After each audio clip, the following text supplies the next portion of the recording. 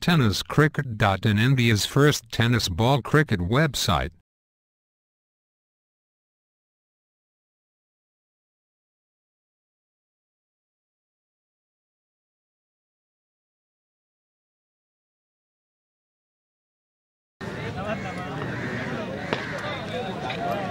सुरेख असा फटका फलंदाजाच्या बॅटमधून निघतोय. चेंडू जातोय तो डीप लॉंग ऑनच्या दिशेने. एक धाव फलंदाज पूर्ण करतायत, पण जोपर्यंत क्षेत्ररक्षण होऊन चेंडूची परती होते.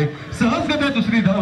16 धावा अख्ख्या धावफलकावर. परत गोलंदाज कल्पेश सज्ज वर चेंडूच्या चेंडूच्या आक्रमक फटकाबाजी ओमकार देसाई प्रसिद्ध असेल.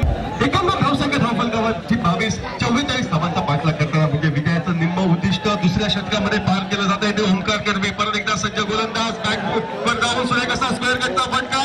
चेंडू डीप कव्हर पॉईंट सिंपलच्या पलीकडे 4 धावांसाठी ओमकारच्या बॅटमधनं